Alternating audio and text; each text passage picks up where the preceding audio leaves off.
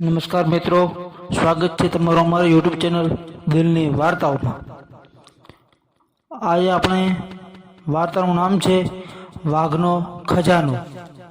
રતનપુર ગામમાં એક બ્રાહ્મણ રહેતો હતો। સવારથી સાંજ સુધી એ ભિક્ષાવૃત્તિ કરતો, પરંતુ કુટુંબનું પૂરું નહીં કરી શકતો હતો। બાળકોને ખવડાવ્યા પછી બ્રાહ્મણ અને બ્રાહ્મણે જે વધ્યું હોય એ ખાઈ અને સૂઈ જાય। કોઈક જગ્યાએ પ્રસંગ હોય તો પેટ ભરીને જમવાનું મળતું। પોતાની ગરીબીથી બ્રાહ્મણ ખૂબ કંટાળી ગયો હતો। એથી તેણે પરગામ જવાનો વિચાર કર્યો। બ્રાહ્મણને પણ થયું કે પરગામ જવાથી જગ્યા બદલાશે અને કદાચ નસીબનું પાંદડું ફરે તો બે પૈસા કમાઈ લાવશે। સારું મુહૂર્ત જોઈ બ્રાહ્મણ ચાલી નીકળ્યો। ચાલતા ચાલતા એક ગામમાં આવ્યો। ત્યાં એક મોટું પિંજરું પડેલું હતું અને ઉંદર અને વાઘ ઓંટા મારી રહ્યા હતા। વાઘની નજર બ્રાહ્મણ પર પડી। તે માથું નમાવીને બ્રાહ્મણને કહેવા લાગ્યો, પ્રણામ મહારાજ, ક્યાં જઈ રહ્યા છો? બ્રાહ્મણે જવાબ આપ્યો, બાજુના શહેરમાં। વાઘ કહે, મારું કામ કરશો? બ્રાહ્મણ કહે, શું? વાઘ કહે, એક શિકારી મને આમાં પૂરી ગયો છે। હવે એ આવવાની તૈયારીમાં જ હશે।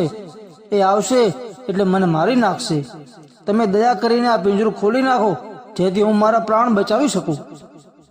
ના ના ભાઈ, તારું પિંજરું ખોલું અને તું બહાર નીકળ્યા પછી મને જીવતો છોડે ખરો? બ્રાહ્મણ જવા માટે પગ ઉપાડ્યો। વાઘ કહે, અરે મહારાજ, મારી પૂરી વાત તો સાંભળો। બ્રાહ્મણ ઊભો રહ્યો। વાઘ કહે, તમે મને છોડશો, તેના બદલામાં હું તમારો જીવ લઉં એવો હું નગુણો નથી। મારી પાસે ખજાનો છે, એ હું તમને આપી દઈશ। ખજાનાની વાત સાંભળી બ્રાહ્મણના પગ અટકી ગયા। તેને થયું, ખજાનો મળી જાય તો આગળ જવું મળશે। શાંતિથી મારું કુટુંબ ખાઈ પીને લહેર કરશે, અને એ માટે આ વાઘને આ પિંજરામાંથી કાઢવાનું જોખમ તો ઉઠાવવું જ પડશે। અને એણે પછી બ્રાહ્મણને પીગળાવી નાખ્યો। બ્રાહ્મણે કહ્યું, સારું, હું તને બહાર કાઢવા તૈયાર છું, પણ તું પછી મને મારી તો નહીં નાખે ને? મારો વિશ્વાસ કરો ભૂદેવ, બ્રહ્મ હત્યાનો પાપ વહોરીને હું ક્યાં ભવે છૂટવાનો હતો। લાલચને વશ થયેલ તે બ્રાહ્મણે લાંબો વિચાર ન કર્યો અને પિંજરાનું બારણું ખોલી નાખ્યું। તે સાથે જ વાઘ બહાર કૂદી પડ્યો। પિંજરું નાનું હોવાથી તેનું શરીર જરા અકળાઈ ગયું હતું, એટલે બહાર નીકળીને એણે 2-3 આળસ મરડી અને પછી એણે બ્રાહ્મણ સામે જોયું। પેટમાં ભૂખ લાગી હતી, સામે માનવ દેહ હતો। હવે કેમ રહેવાય? વાઘે શિકારી નજરે બ્રાહ્મણ સામે જોયું અને જોઈને શિકાર કરવાની તૈયારી કરે છે। બ્રાહ્મણ તેની આંખમાં જોઈને સમજી ગયો કે વાઘ તેના પર કૂદવાની તૈયારી કરે છે। અરે ભાઈ, મને તારી નિયત બદલાયેલી લાગે છે। તું મને મારી નાખે તો એક કામ કર, તું પહેલા મને તારો ખજાનો બતાવ।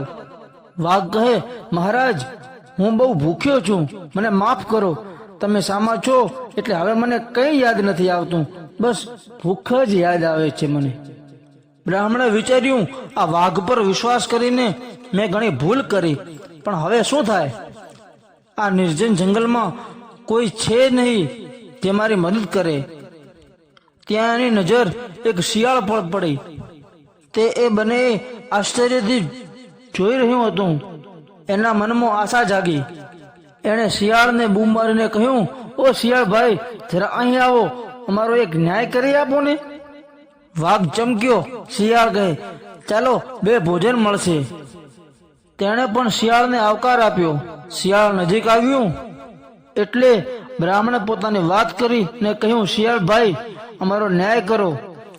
આ વાઘે મને વાત થયા મુજબ ખજાનો આપવો જોઈએ કે નહીં?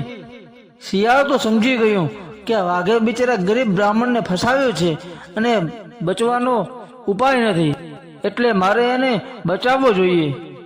શિયાળ કહે, અરે ભૂદેવ, તમારી મતિ ફરી ગઈ લાગે છે.